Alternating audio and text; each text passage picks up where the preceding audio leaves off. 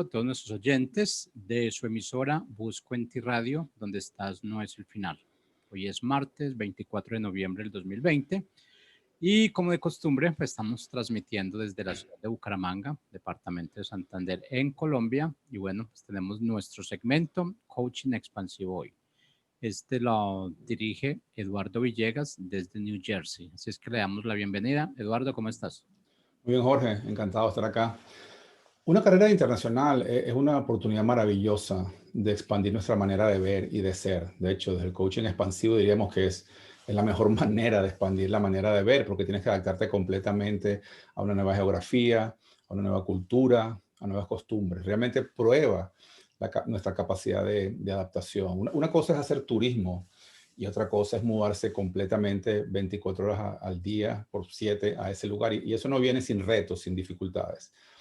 Primero, tu proyecto personal se vuelve un proyecto familiar si tienes familia. Segundo, la empresa que te envía tiene expectativas realmente altas en ti. Básicamente le cuestas, dependiendo de la empresa, entre 3 y 7 veces lo que cuesta una persona local. Entonces la presión es muy grande y tú tienes que navegar en ese ambiente constantemente. No es que llegas a tu casa, cuando uno tiene un trabajo difícil, llega a su casa y ya su casa descansa. Aquí la mudanza es el cambio completo. Yo soy Eduardo Villegas, anfitrión de tu programa Coaching Expansivo Hoy, en tu emisora Busco en Ti. En Coaching Expansivo Hoy empoderamos líderes organizacionales a alcanzar sus propósitos a través de expandir tu manera de ver.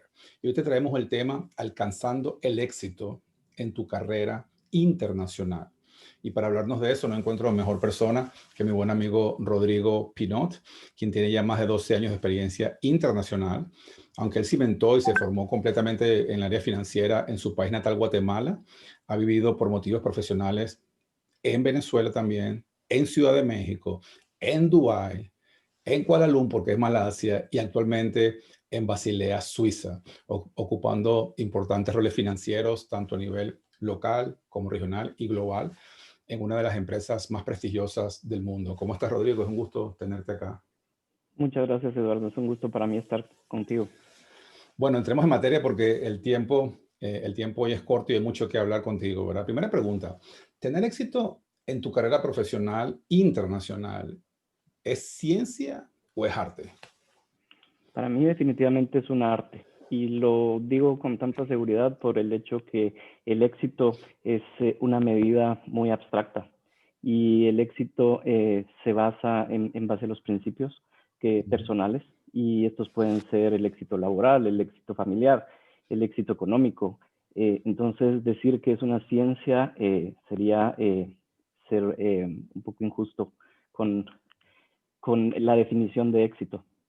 Para mí lo importante es poder volver atrás la vista y pensar, esto valió la pena y lo haría de nuevo. O sea, que no hay fórmulas, es un arte, creo. Yo también creo que estoy de acuerdo contigo. Y me encanta lo que dices, es un tema individual, ¿verdad? Cada quien tiene un objetivo diferente. Ahora, moverse de un país a otro por una compañía es siempre arriesgado. Tiene sus ventajas, la compañía te ayuda, pero generalmente si las cosas no salen bien, a lo mejor no hay vuelta atrás. ¿Cómo manejaste la incertidumbre? ¿Cómo tomaste esa decisión? Para mí la incertidumbre también es un término relativo, en el sentido que muchas veces creo que en nuestros países, cuando estamos trabajando ahí, sentimos una seguridad que nos acompaña, la familia, el ambiente que hemos conocido toda nuestra vida, sin saber que las compañías pueden en cualquier momento decidir que uno no es la persona adecuada. Y esto es una falsa, en mi opinión, sensación de certidumbre que nos da el estar. Yo disfruto la incertidumbre, se llega a ser adictiva, creo yo, el empezar de cero cada cierto tiempo. Eso me quiere decir que es la misma incertidumbre, quizás es un engaño, porque vamos a cambiar de país, le agregamos una emoción, pero al final del día tienes razón. De hecho, no sabemos si vamos a estar vivos mañana, tienes toda la razón, me parece súper interesante, pero tú hablaste con mentores, con un familiar. Yo recuerdo de conversaciones previas contigo que yo creo que tú venías pensando en esto desde hace años. Cuéntanos un poquito al respecto. Desde niño tuve la intención de irme de mi país, no porque no lo ame, sino porque quería explorar nuevos horizontes. Lastimosamente la carrera por temas económicos no la pude estudiar en el exterior y cuando empecé a trabajar, y de hecho fuiste tú una de las personas que me dio la oportunidad y conocí el mundo corporativo. Definitivamente lo vi como una opción de algo que quería aspirar. Y como bien lo mencionas, tuvimos muchas conversaciones interesantes donde me guiaste en cuanto a tu experiencia en el ámbito y qué hacer para los siguientes pasos. Creo que es clave, porque una cosa es quererlo y otra cosa es materializarlo y cómo. Y los mentores y los coach, en este caso tú, que has sido jefe, mentor y coach, hemos tenido todos los ámbitos de relación humana y profesional, es clave. Gracias, Rodrigo, muchas gracias. Ahora vamos a entrar en materia, ¿verdad? Ya vamos a saltarnos una parte que quizás vamos a volver sobre ella más tarde, y es, ya firmaste oferta, toda la familia está emocionada, ya se despidieron, ya se llevaron las cosas, ya salieron las lágrimas, lo que sea. Pero en esa transición, ¿verdad? Porque muchas personas piensan que una transición de estas, sobre todo cuando empiezas en una empresa transnacional tan grande como las farmacéuticas, uno cree que todo está organizado y que te van a llevar allá, ya te van a dar un entrenamiento, pero la realidad es que tú y yo sabemos que no es así. Tú en plena transición, mientras que estás lidiando con la familia, con la mudanza, ya te están pidiendo resultados, te están pidiendo involucramiento. Entonces, ¿cómo tomas el liderazgo y cómo te pones a cargo en la transición? Primero lo que mencionas, el periodo inicial es crítico y en mi experiencia lo que he practicado es llegar al país al cual me voy a mover anticipadamente antes de mi familia para pasar esta etapa de ajuste al nuevo puesto, digamos, en más posesión de mi tiempo y que cuando la familia llegue también yo pueda tener ese tiempo para dedicarle a ellos, que es muy importante. En cuanto a posicionarse, definitivamente esto depende del contexto. Para mí la clave es escuchar y por el primer mes, y depende de la situación, quizá solo empaparse de cómo funcionan las cosas, antes de instintivamente tratar de dar algún consejo. Esto lo he considerado como un factor de éxito. No, excelente. Y yo pienso que lo que dices es muy importante. También he tratado siempre de hacer eso. ¿Cuánto tiempo? Yo he tratado incluso, si es posible, 2 o 3 meses estar viajando, dependiendo de la geografía, por supuesto. Otra vez se me ha tocado, sencillamente por temas laborales y de la escuela de mis hijos, me ha tocado estar conmutando por más tiempo, o 6 meses en el peor caso. Pero claro, te permite acortar esa curva de aprendizaje, ¿verdad? Ahora, yo veo, por ejemplo, los presidentes, dicen, no, al día 100, ¿verdad? Los primeros 100 días tienen que tener una evaluación. ¿Qué hizo el presidente? Tú tienes alguna especie de ABC, algunos pasos. Obviamente varía de cultura a cultura, pero tú tienes algún tipo de proceso. Y acaba de decir algo muy importante para un coach, escuchar, ¿verdad? A veces uno viene con mucha experiencia y uno cree que uno viene ya a dirigir cuando no ha escuchado y causamos problemas. Háblanos un poquito de eso, cómo más elaborado, cómo es el proceso. Para mí, y lo que mencionas, yo tengo una medida que es 3 meses y esto definitivamente es circunstancial porque hay situaciones en las que el tiempo no está y tienes que tomar o ajustarte a la situación. Sin embargo, 3 meses de entender a profundidad qué es lo que está pasando y por qué opera en la forma que opera el negocio al que estoy llegando es clave y esto permite también como profesional realmente poder entrar en una conversación tú a tú con las personas que lo vienen desempeñando por años sin llegar a descartar lo valioso que han hecho, que podría caerse en esa tentación. Sin duda, excelente, mucha sabiduría, Rodrigo. Las asignaciones muchas veces vienen con un mandato, ¿verdad? A mí me ha tocado una que era una pésima auditoría anterior, ve a poner orden. Otro puede ser, mira, hubo una fusión, queremos que ayudes al cambio cultural, o sencillamente hay que reestructurar la empresa, o la típica, ¿verdad? Queremos subir las ventas y queremos subir el resultado porque no nos está yendo bien. ¿Cómo evalúas tú la situación? ¿Y cómo comienzas a tomar decisiones? Te hago esta pregunta, para algunos dirán, bueno, pero ya parece que lo explicó, pero es que el tema es, yo me imagino, una cosa es estar hablando con una persona de Ecuador, que tú tengas una persona de un equipo de Ecuador, otra cosa es estar en Dubái y otra cosa es estar en Kuala Lumpur. O sea, son 3 planetas diferentes, básicamente, culturalmente, mentalmente, idiomáticamente, clima, o sea, en todo lo que comen, la vida de ellos es completamente diferente. ¿Cómo evalúas esa situación? ¿Cómo logras adaptarte o entender esa cultura local? Este periodo de 3 meses que te digo podría sonar ambicioso porque realmente una cultura no la conoces en 3 meses. Para mí la clave es, si, como tú mencionabas, si vas con un mandato el cual vas a ejecutar, la transparencia de que el equipo que te recibe sepa el mandato por el cual estás llegando. En ocasiones he visto algunos problemas, afortunadamente no los he enfrentado, en donde el mandato no queda totalmente claro para el resto de la organización y entonces la persona podría percibirse como alguien que simplemente llega a entorpecer las cosas que han funcionado bien. Wow. ¿Y cómo balanceas, suponiendo, estabas en Kuala Lumpur y has estado en Guatemala? ¿Cómo balanceas entre ser directivo, porque llegas con un mandato, vienes con un plan y tienes mucha presión sobre tus espaldas, y al mismo tiempo ser participativo? ¿Cómo sabes ese liderazgo situacional? ¿Cómo lo manejas? ¿Es algo que te nace natural? Por eso decimos que es un arte por tu experiencia, o tienes una estructuración particular para ello. Generalmente trato de empaparme de la cultura y los generales de la cultura. Considero que conocer cómo operamos como culturas es clave para adaptar el liderazgo que sea efectivo.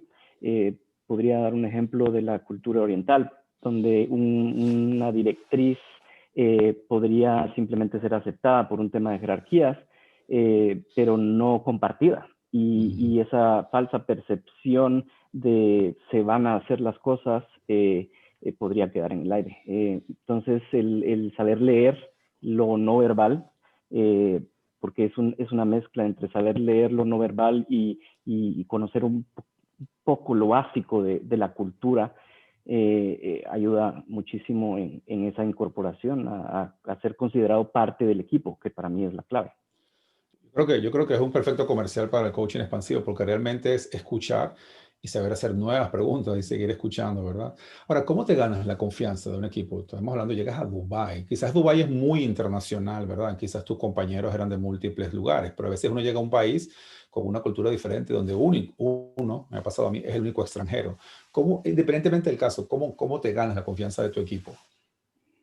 La confianza del equipo, a través de mi experiencia, se gana a través de apoyarlos en las situaciones que no van bien. Para mí esa ha sido la clave de lograr el respeto de la gente que colabora con mi equipo, poder estar de frente cuando las cosas van mal, cuando todo va encaminado en dirección positiva, las ventas están creciendo y es muy sencillo decir mi equipo. Pero cuando las cosas están mal, dar esta seguridad de que somos uno y que vamos para adelante, genera esa confianza y de alguna manera el respeto. Yo creo que tú y yo hemos hablado de eso, ahora que generalmente el principio nuestro sería cuando las cosas van bien es el equipo, cuando las cosas van mal yo soy el responsable, dar la cara, ponerte al frente. Ahora, con tus colegas y tus superiores, digo superiores, porque uno tiene un jefe en todas partes, pero en nuestras compañías tenemos 2, 3 o más. ¿Cómo te ganas la confianza de tus colegas y superiores?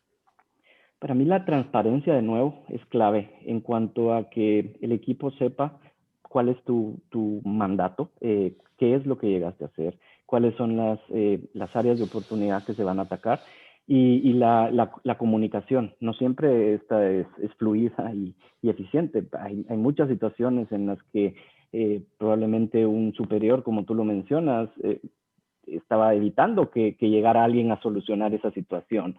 Y esto se vuelve sumamente crítico para manejarlo y ahí es que de nuevo es las habilidades interpersonales de cómo encontrar ese intermedio en el que se sienta confortable para ambos y que el mandato se ejecute.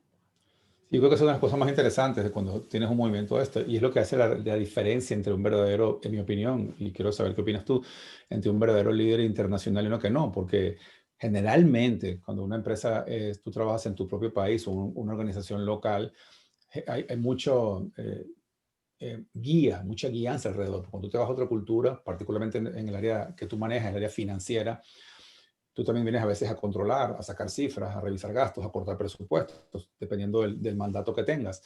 Y como bien dices, no siempre tu gerente local puede estar feliz con esa situación, puede tener un poco de rechazo. Entonces tú tienes que tener el seniority, la habilidad para llevártela bien con él, pero al mismo tiempo ponerlo en cinturón, digamos, apretar un poco y manejar la comunicación sin crear un problema que además afecte a la organización.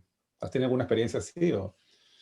Definitivamente, los intereses muchas veces comerciales y financieros, y sobre todo en el pasado, creo que estaban un poco más separados. Hoy siento que compliance y todo nos ha llevado a un alineamiento más cercano, pero en el pasado se daba mucho en que los intereses podrían estar opuestos en muchos casos, y no siempre van a ser conversaciones agradables, y hay que saber aguantar la presión en cuanto a manejar una tensión que en muchos casos es sana, pero también hay casos en los que es muy desagradable y muy duro, pero que hay que enfrentar para poder hacer las cosas profesionalmente y sobre todo en el mejor interés de la empresa. Correcto. Ahora, quizás muy en línea con eso, ¿cuál consideras que es el principal reto profesional para cualquier expatriado? Para mí el mayor reto, y puedo hablar solo de mi experiencia, ha sido el hecho de que las empresas son tan dinámicas hoy en día. En las últimas 3 oportunidades, el superior contratante hicimos el proceso de entrevistas o ya nos conocíamos, y al yo tomar la posición después de una semana se mueve. Esto para mí ha sido uno de los retos más interesantes y retadores, porque, valga la redundancia, porque de cierta forma en el proceso de entrevistas hay una empatía que se genera, hay una ideología que se comparte, hay una visión de hacia dónde va la posición, y cuando hay estos cambios, probablemente la persona que viene con otras ideas, otra alineación, no te contrató, no tuvo la oportunidad de traer a la gente con la que desea trabajar, y es un reto para ambas partes. Pero esto para mí, en este mundo tan dinámico, ha sido uno de los principales retos. Sin duda. Es como que la única persona conocida, o digamos, donde te sientes un poco fortalecido, se te mueve, ¿verdad? Ahora bien, vamos a hacer esto familiar ahora, hagamos esto personal, ¿verdad? Quizás algún oyente tenga esta posibilidad y esté pensando, oye, a mí me gustaría hacer una carrera internacional, o la organización donde trabaja hay esa posibilidad, pero se pone a pensar, bueno, pero estoy preocupado por mi familia. Como por ejemplo, voy a separar a mis hijos de su escuela o de su familia, o del abuelito, ¿verdad? Se dan capaces de adaptarse a una nueva cultura, una nueva escuela, o el idioma, en fin, son tantos los cambios. Y para analizar este tema familiar tenemos otros 2 invitados muy especiales. Ellos son Mónica, la esposa de Rodrigo, Mónica Pinot, y Matías Pinot. Yo creo que eso, a ver, así, ahorita lo veo que está muy pequeñita la pantalla. Mil gracias por acompañarnos. ¿Cómo estás, Mónica? ¿Y cómo estás, Matías? Hola, Eduardo, muy bien, gracias. Gracias por invitarnos. Mil gracias por tenerlos acá, es un gusto, de verdad. Creo que esto va a ser para el que está oyéndolo mucho más real, ¿verdad? Y empecemos con Matías, porque yo entiendo que Matías tiene que regresar a sus clases ahora mismo online, ¿verdad? Matías, cuéntame, ¿cómo ha sido para ti esta aventura de vivir fuera de Guatemala, tu país, y además de mudarte cada, qué sé yo, cada 2 o 3 años? ¿Cómo te has sentido? Ha sido interesante porque cada 3 o 2 años podemos conocer nuevos países y nuevas culturas, pero también ha sido difícil porque tengo que dejar a mis amigos y después tratar de hacer nuevos amigos. Wow. Wow, Matías, de verdad, muchas gracias por tu sinceridad. Creo que nos da una buena perspectiva. No es fácil para los jóvenes, ¿no? Sí. ¿Y qué ha sido lo más divertido?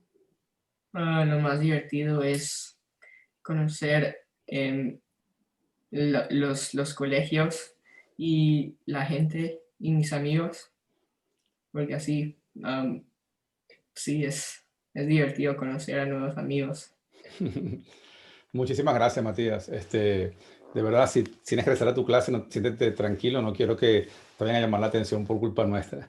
Bueno, ahora vamos a conversar con la persona Vamos a conversar con la persona quien, en mi opinión, realmente lleva las cargas de una expatriación y es el cónyuge, ya sea, en este caso, es la esposa o sea un esposo. Tengo muchos amigos donde la oferta se le dan a la esposa y el marido es el que se queda con otras funciones. Cuéntanos un poquito, Mónica, ¿cuál crees que ha sido, yo sé que ustedes han sido una familia exitosa, a pesar de todos los retos que esto trae, ¿cuál crees tú que ha sido el elemento clave de los Pinot para tener éxito en este proyecto de vida?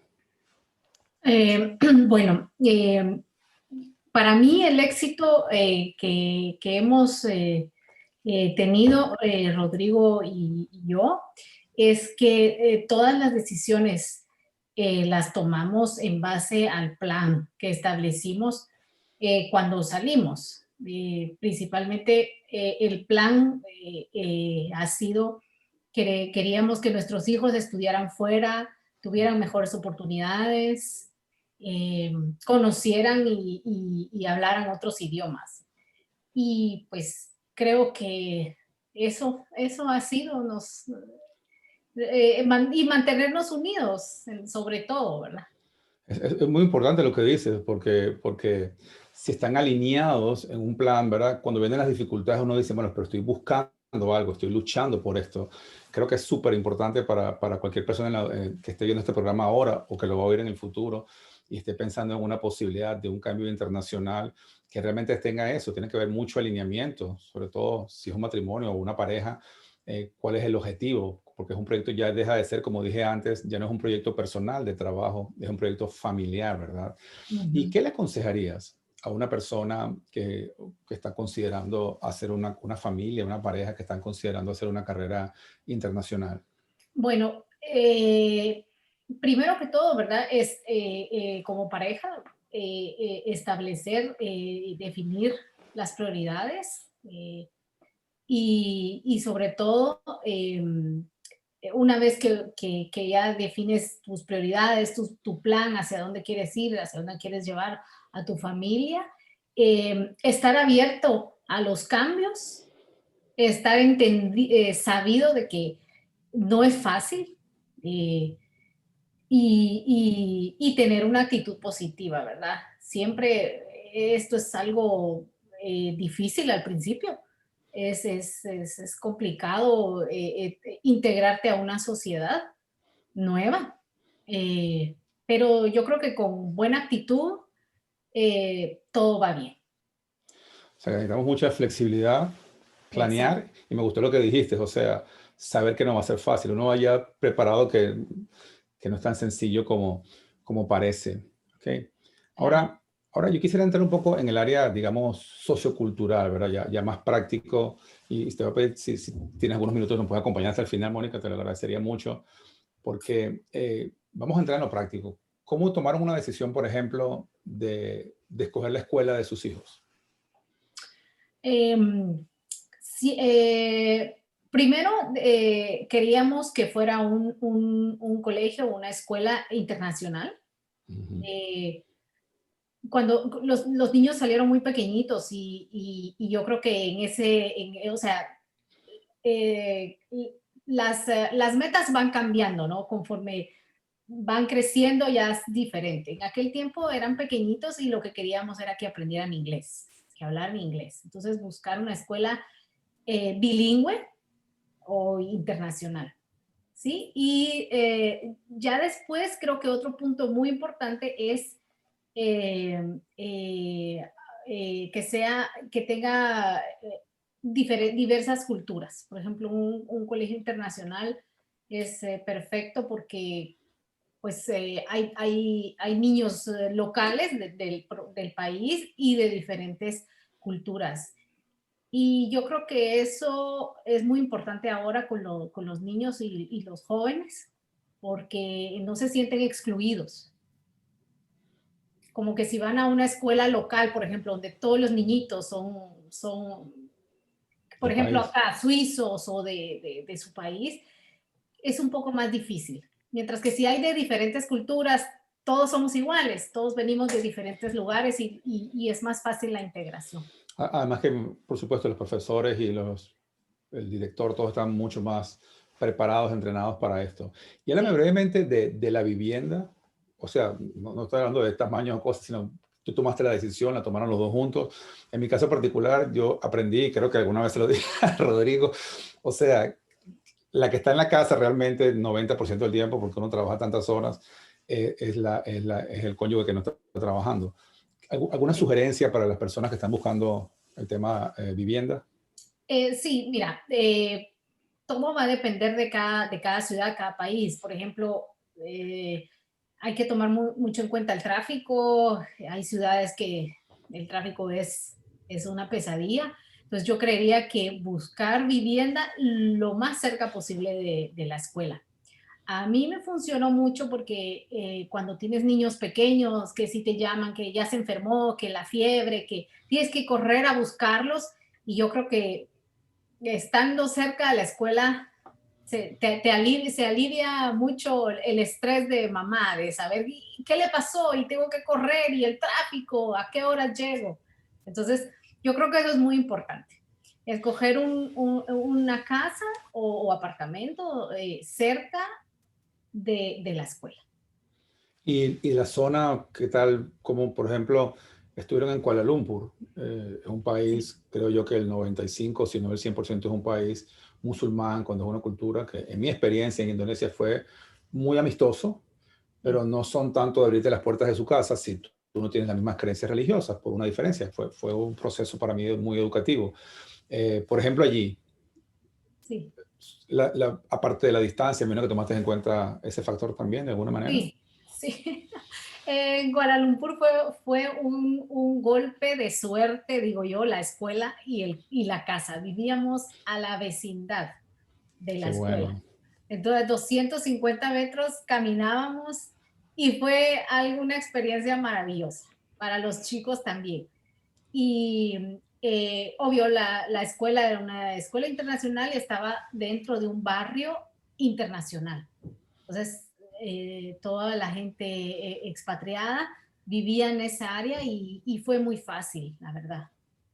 Qué bueno eso. Oh, qué suerte, excelente. Sí, sí. Rodrigo, voy contigo otra vez. Y después que también quisiera escuchar la opinión de Mónica. Entrenamientos interculturales, ¿verdad? Siempre nos ofrecen cuando te mueven de país, dependiendo de la organización, algunas no, quizás no, pero en muchas, o tú la puedes pagar por tu propia cuenta. ¿Por cuál es el beneficio? ¿Hay un beneficio tangible en estos entrenamientos que a veces son de un día interculturales? ¿O tú le sugerirías a una persona que lo va a hacer si tiene que pagarlo de su bolsillo que se ahorre ese dinero?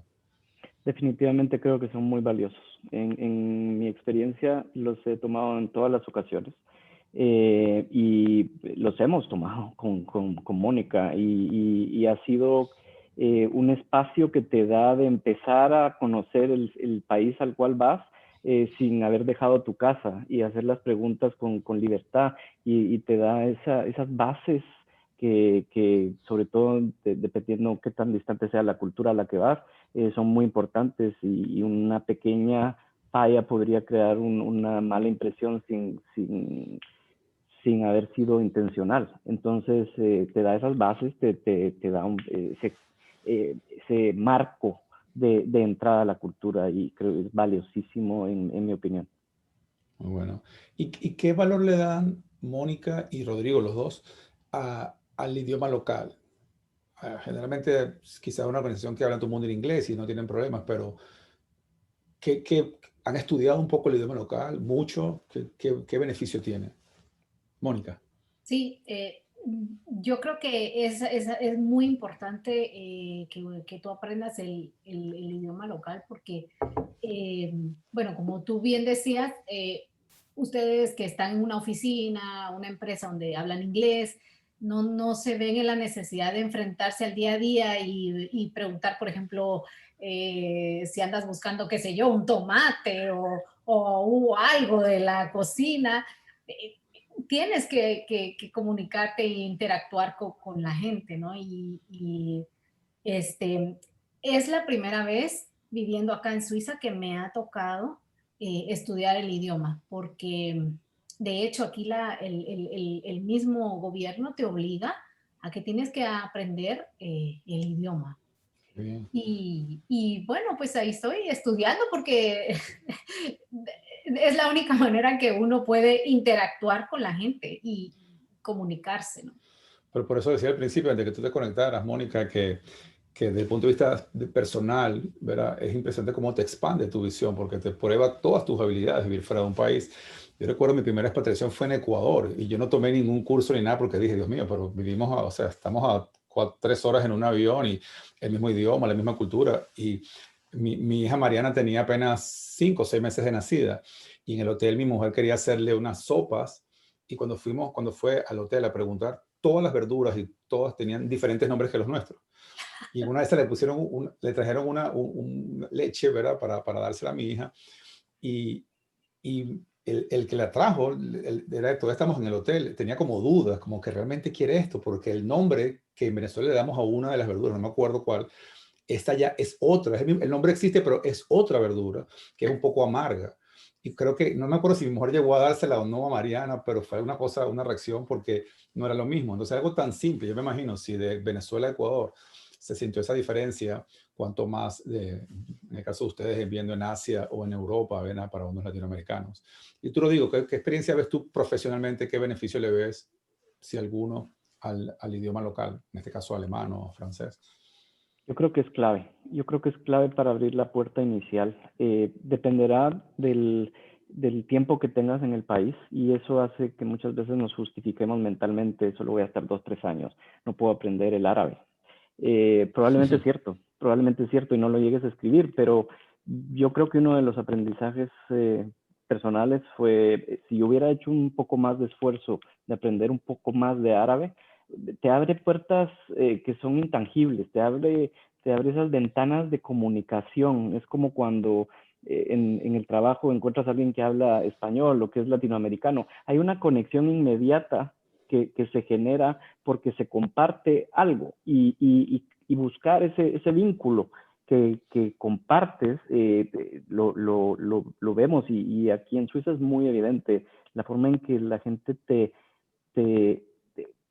cambia su cara cuando le tratas y se abren esas oportunidades tan pequeñas como en el supermercado. Si la persona es un poco no muy amable y tú le tratas de hablar en su idioma, cambia su actitud. Entonces, si eso lo extrapolamos a lo laboral, definitivamente es muy importante. Excelente. Entonces tenemos 3 consejos muy prácticos, entiendo yo, por lo que he escuchado. Primero, para las personas que están pensando en esto, se están mudando. Primero, su vivienda, independientemente de sus posibilidades económicas, que esté cerca de la escuela. Segundo, sin duda, creo que es esencial que la escuela sea internacional, porque estudiar una historia local puede ser muy interesante, pero si te vas a mover en 2 o 3 años, no va a ser muy eficiente. Los cursos interculturales, ustedes los recomiendan. Igualmente, estudiar el idioma. Ahora, cuando uno cambia de país, ¿verdad? Uno sabe todo lo que deja atrás. Voy con Mónica, ¿verdad? Que creo que es la persona que siempre en mi caso fue mi esposa. Wow, dejas, porque uno va a su oficina, ya uno va a algo, pero la familia sabe que viene algo mejor, está apostando algo mejor, pero va a pasar meses antes que lo sienta, ¿verdad? O sea, tú lo que dejas, lo dejas completo. Y lo que viene, bueno, va a pasar tiempo antes de que llegue. ¿Cómo manejaste ese proceso? Separarte de la familia, tomar el riesgo, los hijos, o sea, ¿qué le podrías aconsejar a alguien? ¿O qué le podrías decir a una persona que en este momento siente que ese temor? Yo recuerdo una persona que le pregunté una vez si quería moverse de país, me dijo, sí, para ver, pero vi que estaba más preocupada, era una dama, por el dinero. O sí, pero ¿cuánto es el pago? Y yo le decía, mira, imagínate por un instante que estás cerrando las puertas de tu casa. Ya se llevaron todo, la casa está completamente vacía, estás trancando puertas con llave y de ahí te vas a un hotel para dormir o de ahí te vas al aeropuerto y ya, te montas una vez y es empezar una nueva vida. Y la persona que se me dijo, no, yo no me muevo de acá. ¿Qué le dirías a una persona que realmente quiere hacer una carrera profesional? ¿Cuáles son los beneficios? ¿Cómo fue el proceso tuyo, brevemente? Bueno, creo que el cambio más difícil fue obviamente el primero, de dejar completamente todo, tu casa, tu familia. En mi caso, dejé, en ese tiempo yo no trabajaba porque pues me dediqué a los bebés, pero dejé la oportunidad de volver a mi ámbito profesional. Eh, pero estaba decidida a hacerlo y tal vez como fue México, pues, un país vecino de Guatemala, la distancia no se sentía tanto y decía, bueno, en 1 hora puedo estar de vuelta.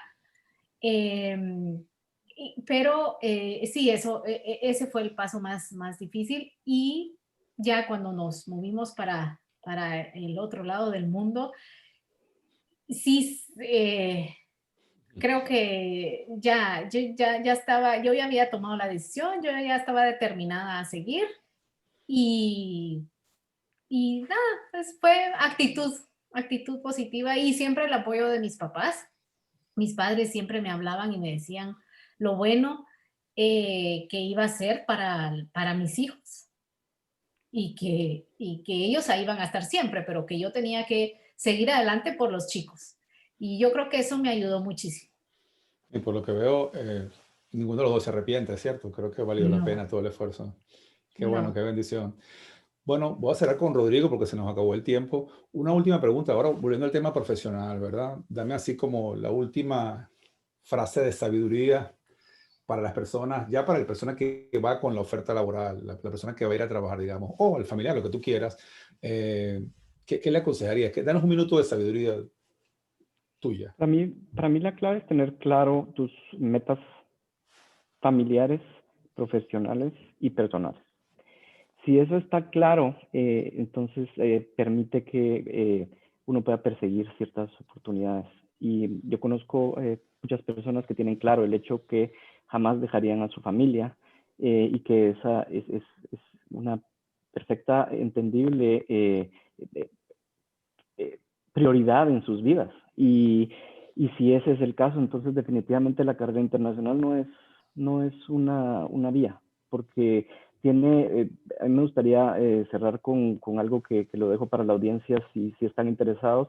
El modelo del choque cultural de Oberg es sumamente interesante y si lo simplifico en 2 líneas, la versión más simplificada es una U, en la que el punto superior es la emoción o éxtasis de la llegada, en el que eres un turista con casa en el lugar al cual llegaste de turismo, así se siente. Pero esta ilusión o esta fascinación va bajando y bajando en el tiempo hasta que llega un punto finalmente entre 3 y 6 meses que le llaman el shock cultural. Y el shock cultural es una crisis interna.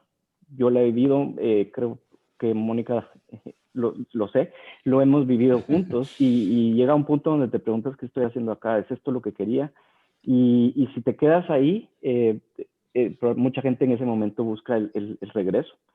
Y si decides seguir explorando, entonces esta curva vuelve a subir otra vez y esa es la U simplificada. Pero lo recomiendo mucho para quienes piensan en una carrera internacional. Leer el modelo de Oberg es muy interesante. Excelente, Rodrigo. Me parece muy importante lo que dice porque es un proceso difícil y qué bueno lo que mencionaba Mónica al comienzo, que estés preparado para eso y lo tengas, ¿verdad?